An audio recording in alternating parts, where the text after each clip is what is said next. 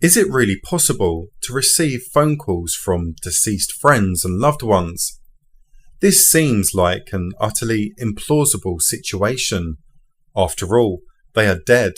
How could they possibly communicate with us beyond the grave?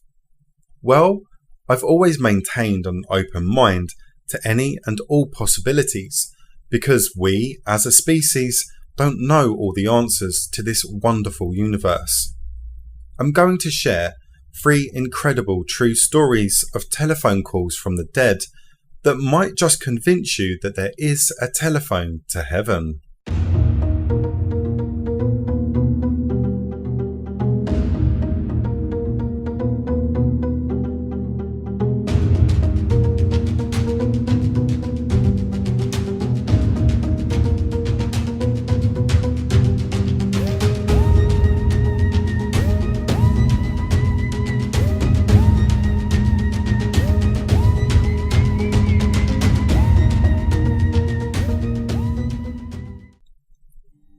Best-selling author Dean Koontz, who is known for writing some really incredible suspense thrillers, particularly his all-time favourite, The Watchers, had his own experience with a phone call from the dead.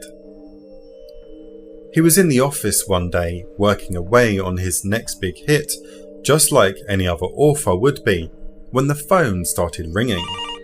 Now, his number is unlisted, so unless you were given his number directly by him or his agents, there was no way anyone could call him randomly. He picked the phone up, and the voice on the other end sounded faint and distant, but he was able to make out what they were saying. An ominous message from this voice simply said, "Please, be careful." Dean asked the person's identity, but they didn't respond to his question. They simply repeated the message 3 times, and then the phone went silent. He was in shock. The voice sounded just like his mother, but she had been dead for 20 years. 2 days after the phone call, Dean was contacted by the Mental Health Institute where his father was being cared for. He had severe mental illnesses and behavioural problems that meant he needed constant supervision that only an institute like this could provide. When Koontz entered his father's room, he lashed out at his son with a small knife. Dean managed to wrestle the knife away from him. When he exited the room with said knife, he was confronted by armed police who told him to drop the weapon or he would be shot. He dropped the knife and the situation was resolved. But he pondered how his father got the knife in the first place and whether the phone call he received was his mum trying to warn him about what was going to happen. A rather bizarre, well-circulated and allegedly recorded case of a call from the dead happened in 1994 when a paranormal researcher by the name of George Meek was contacted from the land of the dead by his long-deceased colleague Konstantin Rodiv.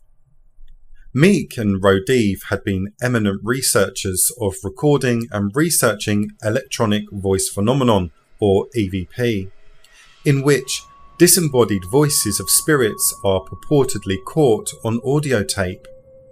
Together, the 2 men had made it their life's work to attempt to investigate and prove the phenomena, and were claimed to have made several groundbreaking recordings to this end. But their research was cut short with Rodiv's tragic death in 1974. Then, in 1994, Meek claims that he started being contacted by his long-dead colleague through calls, emails and even fax. It seems oddly fitting that such a prominent researcher of EVP should come back to successfully become a part of the very phenomena he had studied so persistently. Meek claimed that he successfully made recordings of these calls from Rodiv. So let's take a listen to one of those recordings now so you can make up your own mind. Make sure to turn the lights down and listen with headphones for maximum creepy effect. Morning, this is George Meek. This is Konstantin Rodiv. George,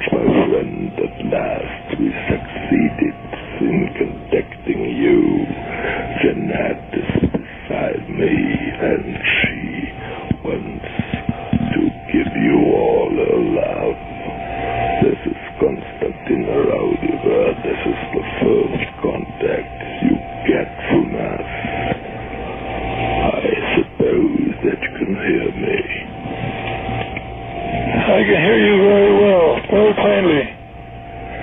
Fine, so this is the beginning of a new story, a new chapter, George. You are a very good friend of ours, even if we haven't met. We will continue this. This is the first bridge we succeeded to build to the States.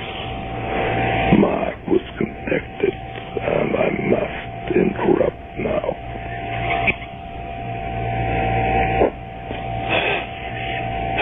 Thank you, dear friend. You may not be able to hear me, but I want to take this occasion to say... Did that tape recording freak you out as much as it did me?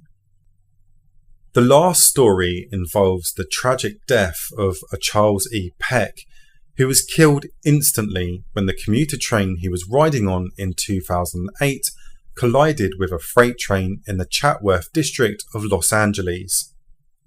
In a bizarre twist of events, his cell phone dialed 35 of his loved ones, including his fiancée, sister, son and stepmother.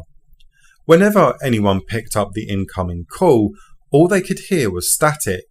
Returning a call to his phone simply went to his voicemail. The signal from his cell phone led to the discovery of his body, and the call stopped an hour before his body was found.